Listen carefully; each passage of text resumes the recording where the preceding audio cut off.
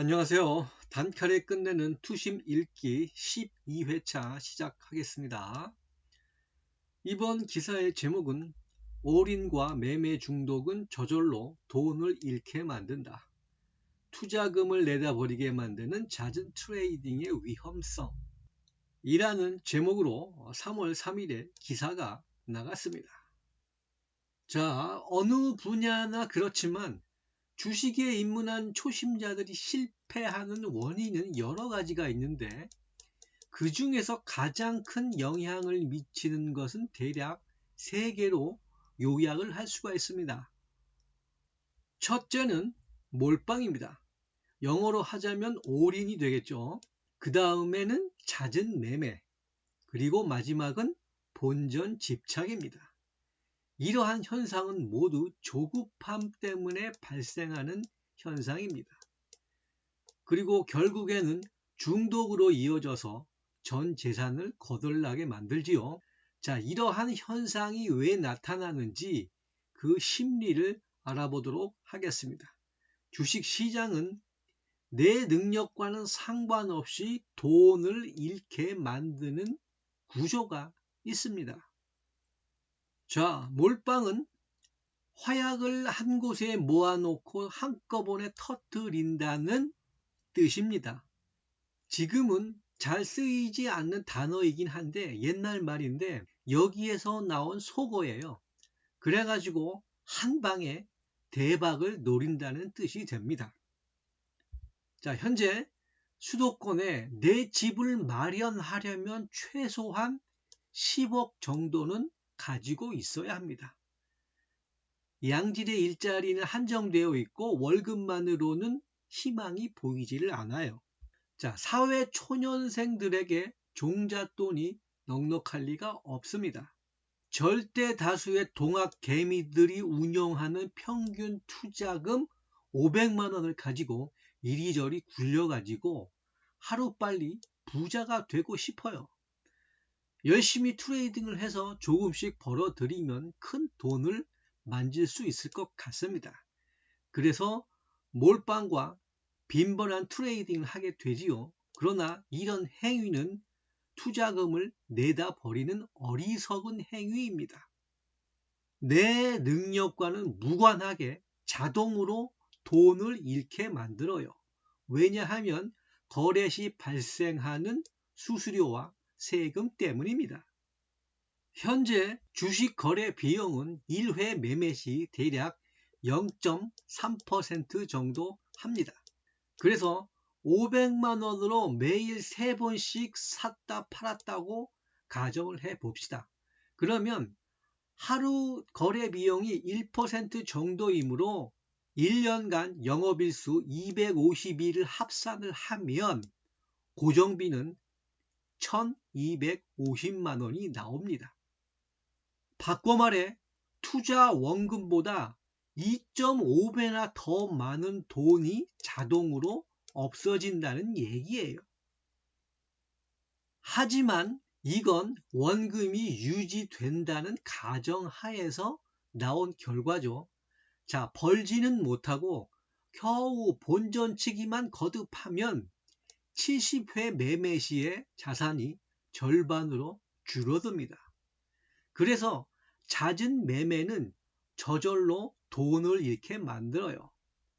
주식시장은 상당 부분 도박의 속성을 가지고 있습니다. 그래서 투기적으로 접근을 하면 반드시 실패를 하게 됩니다. 트레이딩에 중독이 되면 남는 것은 아무것도 없어요. 자본주의 사회에서 경제적인 좌절은 배우자를 잃는 것만큼이나 큰 고통을 몰고 옵니다. 사람이 그래서 갑자기 처지가 바뀌면 분노에 휩싸여서 나쁜 쪽으로 흘러갈 수 있습니다.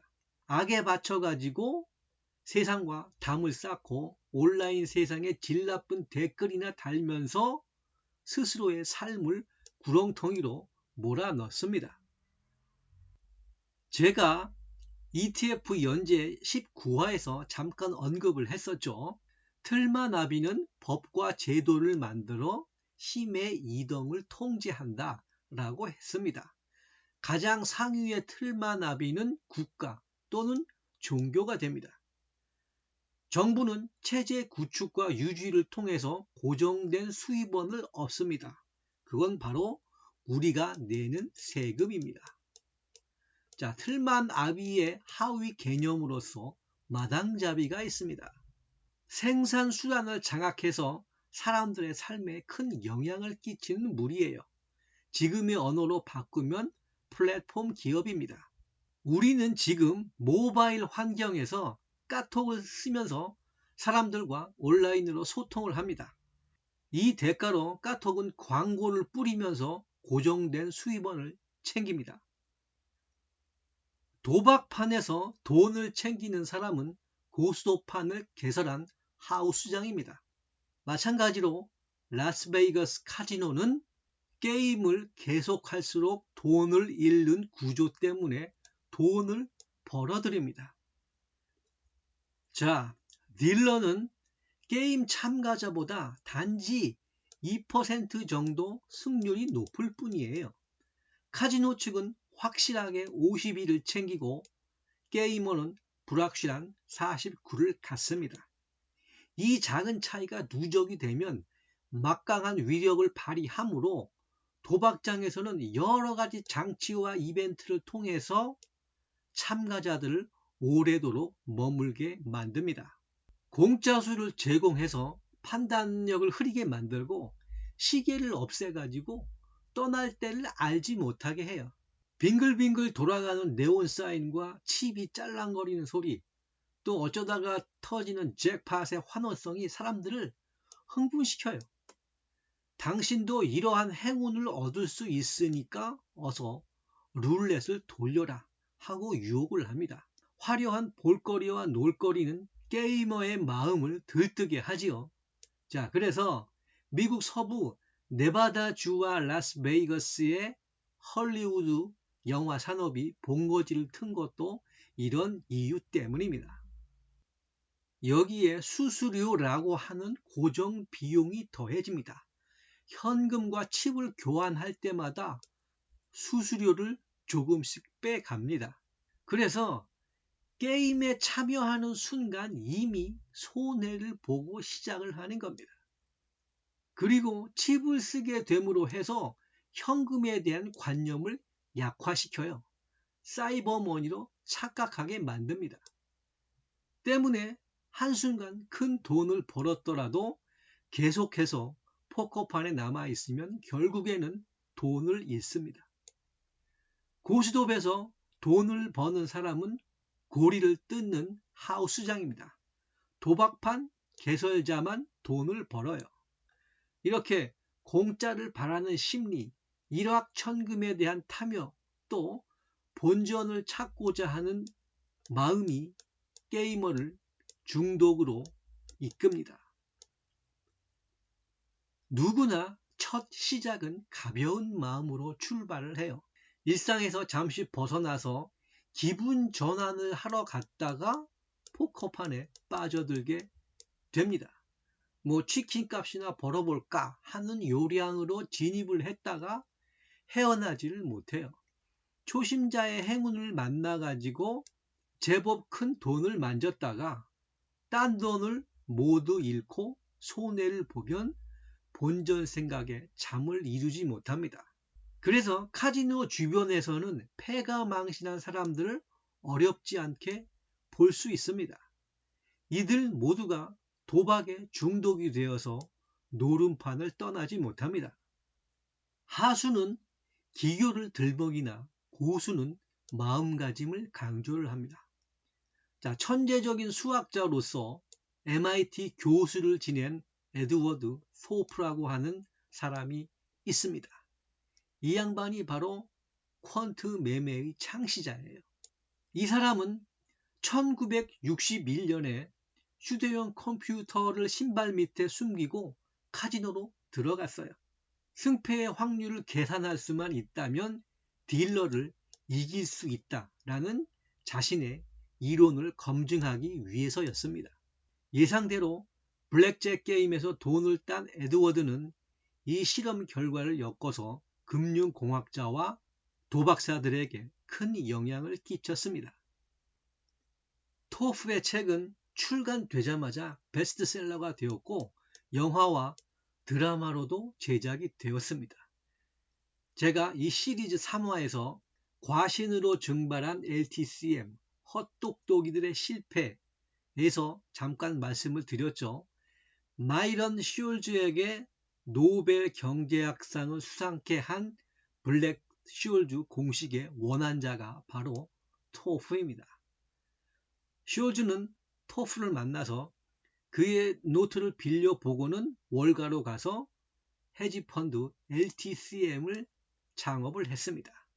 한동안은 잘 나갔어요. 그런데 계속해서 이기다 보니까 감당할 수 없는 부채를 일으켜서 나중에 쫄딱 망하게 됩니다.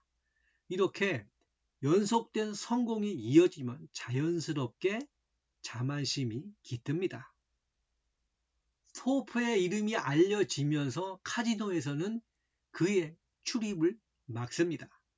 마취제가 된 음료, 수면제가 아니고 마취제예요. 마취제가 된 커피를 마시게 해서 정신을 잃게 만듭니다. 토프가 아침에 자기 숙소에서 깨어나서 보니까 황당하겠죠. 생명의 위험을 느끼는 겁니다. 당신이 계속해서 카지노에 나오면 가만두지 않겠다라는 협박을 받은 거예요. 그래서 어쩔 수 없이 도박장을 떠나게 됩니다. 그러다가 주식시장으로 발걸음을 옮겨요. 카지노와는 비교할 수 없는 막대한 자금이 거래되는 곳이죠. 여기서는 생명의 위험을 받을 이유가 없죠. 카지노 기도가 나서가지고 주먹을 휘두르지도 않습니다. 그래서 직접 투자를 하게 되는데 역시 토프도 인간이라서 초보자라서 우리가 저지르는 실수를 피할 수가 없었습니다. 그러다가 크게 깨닫는 바가 있었고 또 수년간의 경험과 배움을 통해서 한 단계 성장하게 됩니다. 이후 그는 자본금 약 15억 원을 3천억 원으로 불립니다. 투자 조합을 만들어 가지고 18년 동안 운영을 했는데 단 한 해도 손실을 보지 않았어요. 연평균 15%를 넘는 엄청난 성공을 이루어냅니다. 퀀트의 방식은 인간의 개입을 최소화하고 확률에 기반하여 자동으로 매매하는 시스템입니다. 그래서 고가의 컴퓨터가 필수적이에요. 알고리즘을 짜서 자동으로 매매하기 때문입니다. 그리고 이 시스템이 작동할 때까지 파산하지 않을 정도로 넉넉한 자금을 갖고 있어야 합니다. 여기에 20에서 30개 정도의 기업으로 포트폴리오를 꾸미게 됩니다. 따라서 자본금이 넉넉지 않은 개인들이 운영하기에는 조금 제한적일 수밖에 없어요. 당시가 6, 70년대이니까 당시 돈 15억 원은 지금 돈으로 환산하면 개인이 감당하기에는 상당히 많은 금액입니다. 엄청난 부자가 되었어요. 평생 일하지 않으면서 놀고 먹어도 가진 재산을 다 쓰지 못하고 죽을 정도의 큰 부자가 되었어요.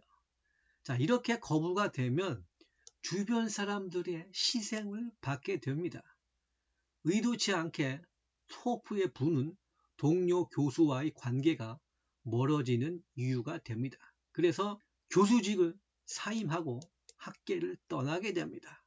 그리고 나서 단 하나의 기업으로 구성된 포트폴리오를 구축하게 됩니다. 바로 워런 버핏에게 투자했기 때문이에요. 그러니까 2012년 기준으로 무려 9천억 원의 거부가 됩니다. 약 8년 전의 얘기니까 지금은 돈이 더 불어가지고 1조는 가뿐히 넘었을 것 같아요. 토프가 버크셔 해더웨이의 주주가 된 이유는 가족들과 더 많은 시간을 보내기 위해서입니다. 10수년 전에 지인의 주선으로 버핏과 토프는 식사를 함께 하면서 서로에게 영감을 주고받았어요. 자, 고수는 고수를 알아봅니다. 이런 내용이 최근에 그의 자서전격인 책으로 나왔습니다. 제목이 나는 시장을 어떻게 이겼나. 이 책에 보면 카지노에 들어간 일화, 또 사기꾼 버나드 메이도프를 발견하게 된 경위, 버핏과의 만남, 숄즈가 자신의 노트를 보게 된 그런 사건 등등 당시 금융계의 속사정을 알 수 있게 해주는 아주 재미난 책이에요. 우리가 부자가 되는 방법은 세 가지입니다. 코스톨라니가 자신의 책 돈 뜨겁게 사랑하고 차갑게 다루어라 에서 언급했듯이 첫째는 비즈니스를 일으켜가지고 성공하는 겁니다. 두 번째는 부자 배우자를 만나는 거예요. 마지막 세 번째가 투자하는 겁니다. 그래서 주식 투자는 기업을 사는 겁니다. 단 제대로 알고 사야 하면서 매입 후에는 뚝심을 갖고 기다릴 수 있어야 합니다.